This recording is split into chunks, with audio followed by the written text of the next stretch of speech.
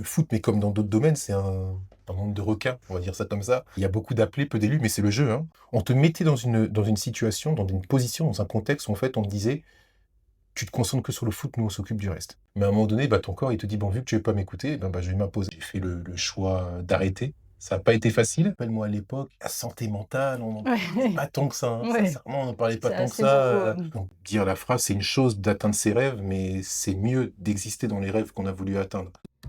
Et si le meilleur de ta vie commençait là où tout a basculé? Bienvenue dans Plan B, le podcast qui explore ces moments où tout s'effondre et où tout devient possible. Ici, on parle échec, doute, mais surtout renaissance. Parce qu'un plan B, c'est rarement un plan de secours, c'est souvent le bon plan. Moi, c'est Stéphanie, bienvenue dans l'épisode du jour. Et aujourd'hui, c'est avec grand plaisir qu'on accueille Fridley Matempi sur ma chaîne. Très contente que tu sois là et de t'interviewer.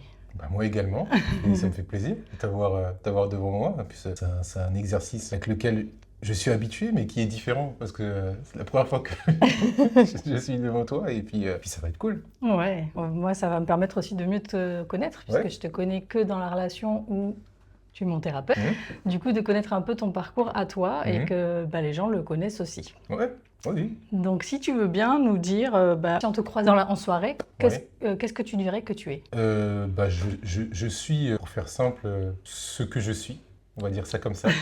Pour rentrer maintenant dans le détail, c'est que comme tout un chacun, on a un parcours de vie qui est fait de haut et de bas. Il y a des choses qu'on choisit, il y a des choses qu'on ne choisit pas. Mais il faut réussir à faire un lien entre son passé, son présent et ce qu'on aspire à devenir. Donc ça m'a amené finalement, pour résumer, à me poser plusieurs questions. La principale question, c'est la plus importante, on va dire, c'est la base de ma maison, c'est qui suis-je? Alors de là. À partir du moment où j'ai réussi à répondre à cette question, j'ai essayé de me demander dans quel environnement je me trouve pour pouvoir lier ce que je suis à l'environnement où je suis, et à partir de la connaissance de l'environnement dans lequel je me trouve, d'associer ce que je suis avec ce que je fais et essayer de le projeter dans le temps. Et moi, pour résumer un petit peu, aujourd'hui, je suis arrivé à la conclusion, en tout cas c'est la mienne, qui est le fruit de mon histoire, que l'épanouissement d'un homme passe par sa capacité à savoir s'aimer, et pour rendre cet amour complet, réussir à le communiquer autour de lui. On est dans un monde en fait où la vie professionnelle elle prend beaucoup de place, et il y a deux manières de voir les choses. Soit je me dis je travaille pour gagner ma vie, et puis si j'ai un peu de temps, je fais ce que j'aime. J'associe ce que je suis à ce que je fais. Soit je réussis à trouver un deal qui fait que je réussis à trouver le juste milieu entre travailler et associer l'amour que j'ai envie d'apporter au travail que j'ai effectué. Et moi je suis très reconnaissant de ça, la chance d'être dans un pays, dans un environnement où oui, il y a pas mal de choses qui ne marchent pas, mais il y a aussi pas mal d'opportunités. Et c'est l'opportunité de pouvoir construire quelque chose qui te ressemble. Et c'est à partir de là, en fait, où j'ai construit et j'ai mis en place FM et vous. Voilà grosso modo. Et alors, qu'est-ce que c'est que FM et vous?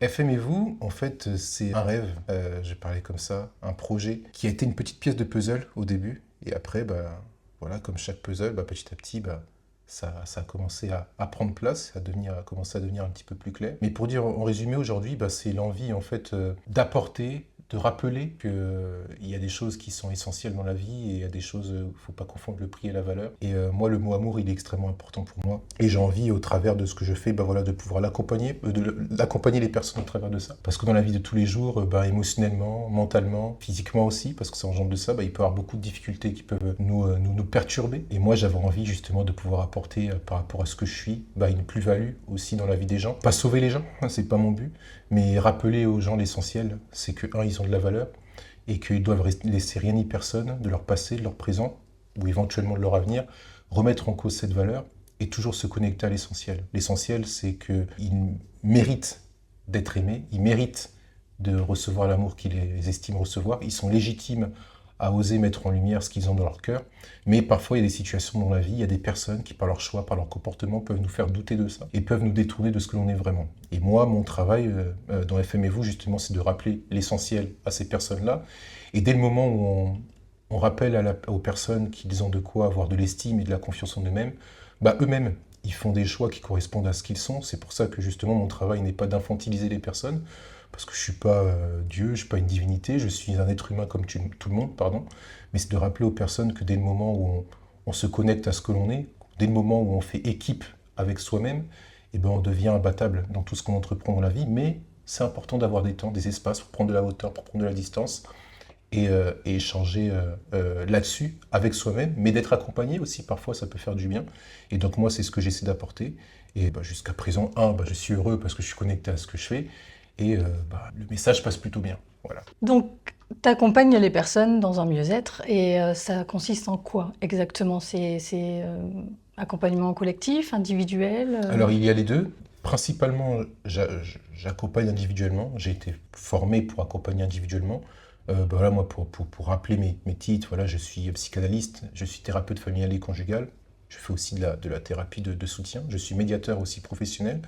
Et je fais aussi du développement personnel. Donc je vais recevoir des personnes qui vont avoir des problématiques dans leur relation avec eux-mêmes, voilà, émotionnelles, des problématiques dans leur relation avec les autres également. Ça peut toucher à la sphère privée, ça peut toucher à la sphère sentimentale, enfin, la sphère sentimentale, la sphère professionnelle, la sphère sociale. C'est extrêmement vaste, des fois c'est un petit peu de tout ça. Donc je vais recevoir tout type de public, hein, des adultes, des enfants, des célibataires, des couples, enfin voilà, tout type de profil. Mais je vais également être amené à accompagner collectivement, ça c'est ce qui est venu après. Parfois le bouche à oreille fait que justement, parfois il y a des opportunités qui se présentent à soi. Moi, pour être sincère, accompagner collectivement, c'est pas ma zone de confort. Ok. Mais j'ai appris aussi que grandir et être entre guillemets au service des besoins émotionnels des personnes, c'est savoir sortir de sa zone de confort. Mhm. Et donc justement, j'ai fait cet exercice-là et au fur et à mesure, je me sens de mieux en mieux et surtout, les gens sont sensibles à ça. Donc j'accompagne aussi collectivement par des thérapies collectives où je vais mettre en place des ateliers auprès d'entreprises, d'écoles, d'associations qui vont toucher à des sujets qui sont liés à la santé mentale. Parce que il y a certaines réponses que l'on trouve individuellement dans un travail qui est propre à soi-même, mais il y a parfois certaines réponses qu'on trouve voilà, en se réunissant. Et parfois, il y a tellement de sujets dans la société qui me donnent l'impression d'être différents, mis à l'écart par rapport aux autres, mais c'est pour ça que c'est important de s'organiser des temps justement pour mettre des mots, des sujets clés liés à la santé mentale, pour sortir certains sujets tabous, et bizarrement, dans ces moments-là, on va se rendre compte qu'on n'est pas si seul que ça, et parfois, les réponses, on les trouve aussi au travers du témoignage de l'autre, et d'ailleurs, en tant qu'être humain, on est des êtres sociables, et grandir, se développer, c'est aussi ma capacité à pouvoir me connecter à l'autre, parce que je vais pouvoir apporter à l'autre ce que je suis, et l'autre va pouvoir m'apporter ce qu'il est. Et c'est comme ça aussi qu'on grandit. Donc je propose aussi ce genre d'accompagnement. D'accord. Voilà. Et est-ce que c'est ce que tu voulais faire depuis tout petit? Non, j'ai toujours aimé être en contact avec les gens, mais sans forcément me dire que c'était un métier, parce que pour reprendre les choses, je me rappelle moi à l'époque, la santé mentale, on n'en parlait pas tant que ça, hein, Ouais. sincèrement, on n'en parlait pas C'est tant que assez ça. nouveau. Donc non, moi, si on commence au début, j'ai voulu faire plein de métiers, de chauffeur de bus, de train, de cela. Non, mais après, vraiment, un métier que j'ai aspiré à faire, c'est faire du foot. J'en ai même fait un petit peu, mais bon, dans les Ardennes, Ok. à Sedan, si les gens connaissent. Et là-bas, voilà, j'étais accueilli dans un centre où j'étais logé, nourri. J'allais à l'école également, mais ma vie était surtout consacrée à me préparer pour devenir footballeur. Donc j'ai fait de mes 14 ans jusqu'à mes 20 ans, j'ai été là-bas. Donc j'ai monté les niveaux jusqu'à réussir à m'entraîner avec l'équipe professionnelle. J'avais un statut de stagiaire professionnel. Mais les circonstances de la vie, j'ai eu des soucis physiques. Pas les soucis physiques en soi qui ont fait que j'ai fait le choix d'arrêter. C'est aussi le rapport au monde du football et à ce qu'on voit devant les écrans et à ce qu'il y a derrière. Il y a des choses avec lesquelles peut-être j'étais moins aligné. Parce que, alors, je sais pas pour toi Stéphanie, mais moi c'est extrêmement important pour moi. Encore, je l'ai évoqué en introduction, de faire des choses avec lesquelles je suis aligné. Mhm. Mais quand vous faites les choses en mode automatique, mais que la passion ne suit plus, en fait, vous sentez qu'il y a quelque chose qui part. Et moi, j'ai besoin d'être stimulé par ça. Et je sentais qu'il y avait quelque chose qui était parti. Et à un moment donné, j'ai fait le choix d'arrêter. Ça n'a pas été facile, parce que Ah, j'imagine. je... Parce que si t'es parti de chez toi à Ouais, 14 ans, ouais. déjà, pense que c'est un sacrifice, parce qu'à 14 ans, être loin de sa famille. Tu vois, je vois ce que tu veux dire quand tu dis le mot sacrifice. Aujourd'hui, j'aurais mis le mot sacrifice il y a quelque temps, mais je ne parlerai pas de mot sacrifice. Ça a été un choix. Oui. Voilà. Ça a été un choix. Le sacrifice, moi, je le mettrais plutôt quand presque on n'a pas le choix. Oui, d'accord, ok. Ouais, voilà. Non, non, oui, C'est... en fait, c'est plutôt, ok, faire le choix Ouais, de quelque chose quand même ouais, d'important qui est la ouais. famille, mais pour privilégier un projet Voilà. plus Oui, oui, important. Oui, oui. Mais c'est sûr que j'ai dû renoncer. Je mettrais peut-être plus ok. renoncer peut-être Mm. à des choses que des gens de mon âge font. Oui. Mais Et c'était oui, et parce là, que en voilà, je plus, tu dois reviens. avoir une hygiène de vie, C'est ça, exactement. Pendant que moi, j'ai mmh. toujours l'image en tête où, c'est les grandes vacances. Moi, il faut savoir qu'à l'époque, à l'année, j'avais, 1 semaine et demie de vacances. Sinon, le reste, c'était que du foot et j'ai toujours l'image où quand moi, je devais prendre mon sac à dos, partir de chez moi et je voyais tous mes amis, jouer dans la place où on jouait à l'époque et moi, ça me brisait le Ah cœur. bah Mais oui. mais il fallait toujours garder, dans la tête que, voilà, j'avais un objectif à atteindre et ça m'a appris très, très tôt à avoir une vue long terme Mmh. et que c'est c'est bien de rire aujourd'hui, mais il faut pouvoir faire en sorte de pouvoir continuer de rire demain et ça demande de faire, certains choix. Alors je comprenais pas tout à cette époque-là, mais je savais qu'il y avait quelque chose à chercher, mais bon ça c'était aussi lié à mon histoire, à ma responsabilité aussi vis-à-vis de ma famille et donc bah, c'était dur, hein, c'était parfois à contre-cœur, Eh oui. mais il y a des choses dans la vie, on les fait à contre-cœur, mais il faut quand même y aller, Mais parce tu qu'il y a des avais choses, déjà de la force parce qu'il y a des enfin, il y a plein d'enfants et ouais. d'adultes Oui, oui. qui mettraient pas autant de volonté et de Bah, ouais, c'est pour ça que ténacité, je reviens à la notion d'amour. C'est que l'amour, on va dire que la vie pour moi, elle met en lumière tes limites et l'amour, ça t'apprend à les surpasser. mmh. Moi, j'ai toujours voulu que ma mère, mes sœurs, mon père et puis, bah, j'ai fait la paix avec lui, hein, il y a pas de Ouais, souci, mais pendant un moment, il était absent. Donc, OK. moi, je suis l'aîné Ah, et vous avez au il y a aussi un sens des responsabilités peut-être qui est monté d'un cran assez rapidement, donc tout de suite, même si j'aurais fait le choix de rester, j'aurais été mal à l'aise. Parce que je sais que je m'étais mis dans une position, alors elle était bonne, elle était pas bonne, mais en tout cas moi elle m'a servi à oui. voir les choses différemment et à aller, parfois certaines choses pour ne pas me concentrer uniquement sur ma volonté propre, mais voir la volonté commune. Alors des fois ça peut être utile, des fois ça peut te porter préjudice, mais dans ces moments-là, moi je regrette pas, Ouais, parce que, voilà, ça m'a beaucoup apporté cette aventure-là. ouais. Voilà. Et comment tu t'es aperçu, au fur et à mesure que c'était pas le bon choix? Qu'est-ce qui t'a mis, sur, enfin que tu voulais arrêter? Parce que j'imagine que c'est pas d'un coup un matin tu t'es Bah, pas dit, déjà ton corps il te parle. Mmh. Je parlais de blessures tout à l'heure. Il y a ton corps qui te parle, qui te fait comprendre que moi j'étais quelqu'un, je me blessais jamais et je devenais de plus en plus malheureux sur certaines choses et le paradoxe, c'était que mon «rêve» entre guillemets s'approchait de plus en plus.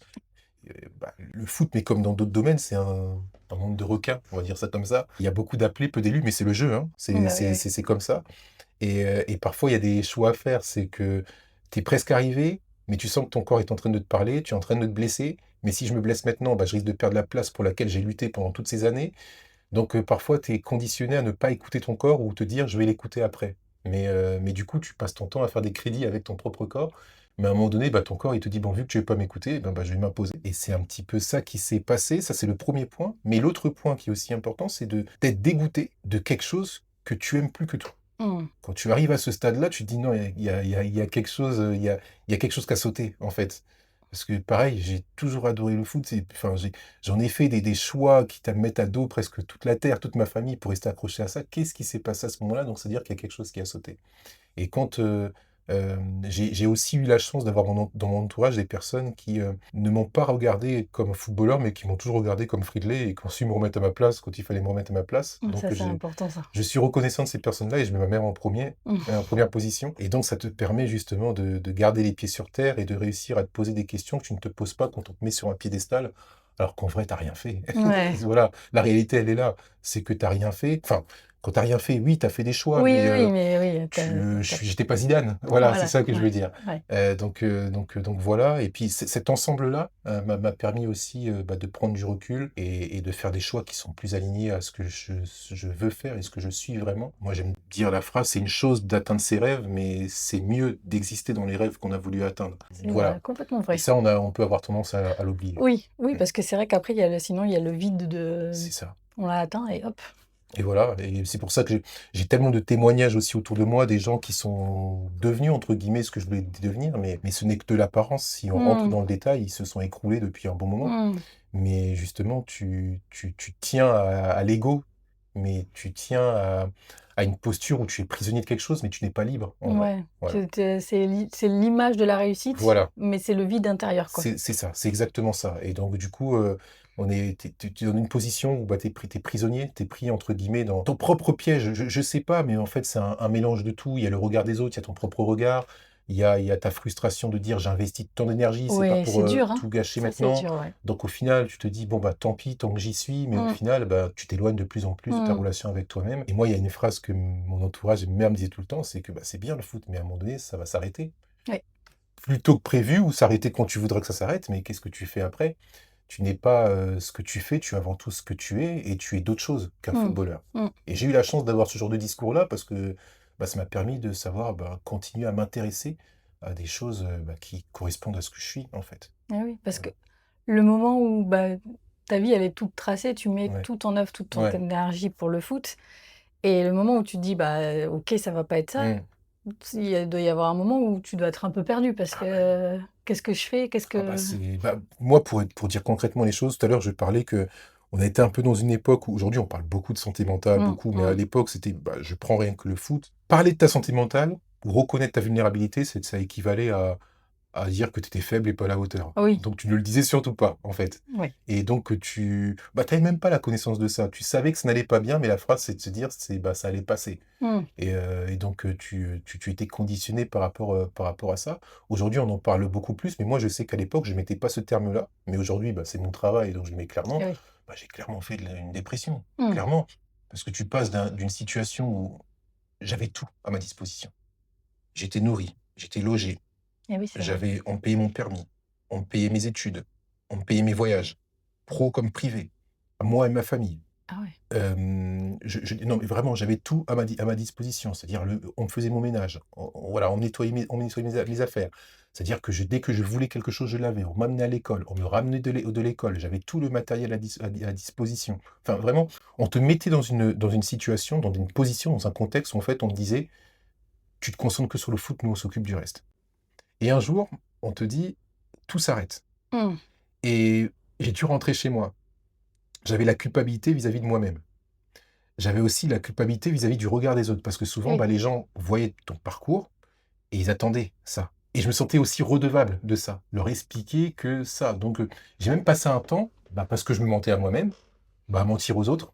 Je sortais pas de chez moi. J'avais trop peur de croiser des regards et de devoir me Mmh. justifier, en fait, d'avoir arrêté, pourquoi j'ai arrêté.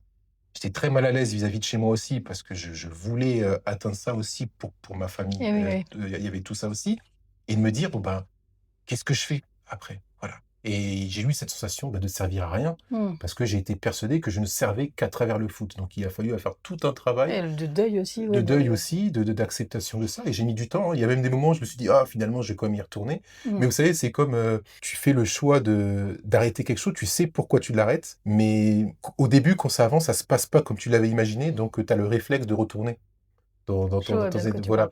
voilà, voilà.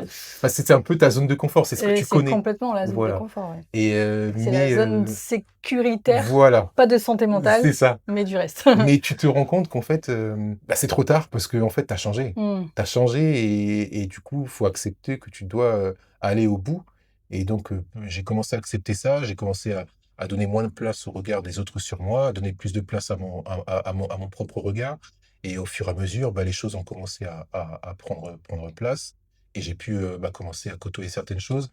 L'avantage aussi de cette période-là, c'est que ça m'a fait revoir certaines définitions. Mmh. L'amitié, Ah oui. la la la la vie sentimentale, la vie familiale, et de te rendre compte que, bah, voilà, les gens étaient plus attachés à ce que tu aurais pu leur apporter ou tu leur apportais que ce que tu es. Donc au final, ça te permet des fois la vie te met des gifles qui font mal, mais au moins elles ont le mérite de mettre les choses au clair. Mmh. Donc j'ai pris des belles gifles, mais c'est des gifles qui m'ont permis aussi de pouvoir, m'appuyer sur la vérité et je pense qu'on peut construire quelque chose de solide qu'à partir de la vérité. Mmh. Quand à partir de mensonges, ça s'écroule à un moment, Ouais, ouais, ouais. d'une manière ou d'une autre. Voilà. C'est pas des moments agréables, mais Ouais. avec le recul, tu as presque envie de dire heureusement. Voilà, Ouais, c'est les moments qui voilà. sont salvateurs. Oui, Oui, oui, oui, salvateurs. c'est ça. Salvateur, salutaire. Salutaires, Ouais. ouais. Et c'est à ce moment-là que tu as pensé à devenir directement coach ou tu as fait d'autres choses en transition et c'est à partir de ça que tu as construit? Ouais, j'ai fait d'autres choses il y a eu des petites transitions. Moi, déjà, je pense que ça commence aussi un petit peu par ça. Moi, j'ai grandi dans une famille et ma mère en particulier, qui a énormément, foi en Dieu. OK. Donc, Cette fois, elle m'a beaucoup aidé également. Ça m'a permis aussi d'être entouré de personnes, bah, voilà, qui marchaient beaucoup à la fois. La confiance, c'est quelque chose aussi qui m'a beaucoup, nourri et moi aujourd'hui, la foi en Dieu, elle est hyper importante. C'est aussi ce qui me permet, de voir aussi les choses différemment, de me dire et c'est une conviction, c'est une que j'ai quelqu'un dans tout ce que je fais qui prend soin de moi, qui a aussi un chemin où ça m'accompagne, donc ça m'a beaucoup aidé. Ça m'a aidé aussi à apprendre à m'intéresser à de nouvelles choses, à me réinventer, on va dire ça comme ça. J'ai fait de l'intérim, j'ai travaillé dans des déchetteries, j'ai fait des inventaires dans tel ou tel, magasin, j'ai fait du babysitting, enfin j'ai touché à tout. Des moments où j'ai dit: «Bon, maintenant il faut que j'y aille», j'ai touché à tout. Ça m'a permis de faire des rencontres, de discuter avec, parfois j'ai même fait des petits stages dans des domaines auxquels j'avais pas forcément pensé.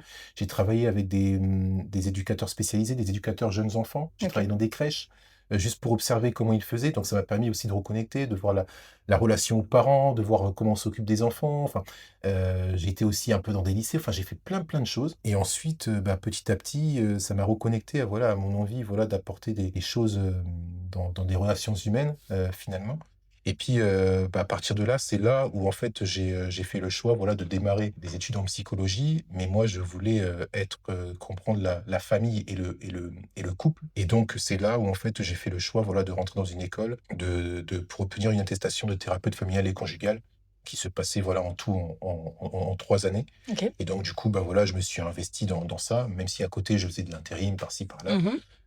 Et donc, bah, voilà, à l'issue de ça, ça m'a permis de pouvoir, obtenir ce 1er diplôme-là qui m'a donné envie d'en obtenir d'autres parce que moi, voilà, je voulais vraiment être prêt pour accompagner les personnes que je souhaitais accompagner et donc derrière, j'avais eu envie de comprendre la le conflit, d'où vient le conflit, comment se traite le conflit et donc c'est de là aussi où j'ai passé un diplôme de médiateur professionnel pour pouvoir intervenir, dans, bah, les conflits, familiaux, les conflits, bah, voilà, dans le monde de l'entreprise, les conflits sociaux, tout type de conflit. Avoir une ingénierie vraiment, dans le mot conflit et bah, pour pouvoir accompagner les personnes par rapport à ça. Parce que des conflits, on en a tout le temps, en Ouais. commençant par celui avec soi-même Ouais.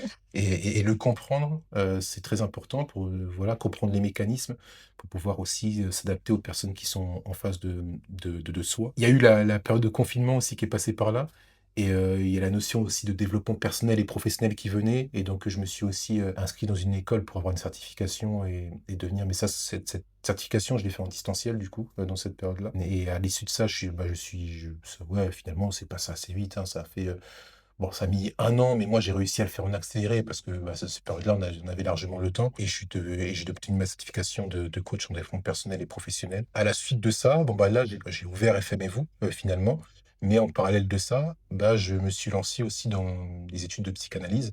Donc ça D'accord. a pris beaucoup plus de temps. Du coup, bah, je l'ai fini assez récemment, hein, finalement, bah, c'était la fin de l'année dernière où j'ai obtenu mon attestation, de psychanalyste. Mais ça a pris plusieurs années. Mais moi, mon but, c'était d'avoir le meilleur bagage possible en fonction de ce que je suis, mais aussi pouvoir m'adapter aux personnes qui sont en face de moi, être capable d'aller dans l'inconscient, c'est-à-dire être capable d'aller dans le passé pour pouvoir comprendre le présent, être capable d'aller dans le futur malgré qu'on ne comprenne pas le présent. Donc, c'est-à-dire, ça demandait de pouvoir être capable de s'adapter aux postures, aux personnes qu'on a en face de soi. Donc ça, c'est toute la partie, on va dire, déontologique, voilà, les différentes procédures à avoir pour pouvoir accompagner des personnes. Mais bien entendu, il y a toute la partie qui ne s'achète pas, qui est, ce que je suis, ma Mmh. personnalité, mon cœur, justement, parce que vous pouvez avoir toute l'ingénierie, psychologique que vous voulez. Si vous savez pas mettre les gens à l'aise, si vous savez pas en fait, ça Oui, servira à oui, rien. oui. Tous les livres que vous pouvez lire, ça vous servira strictement à rien.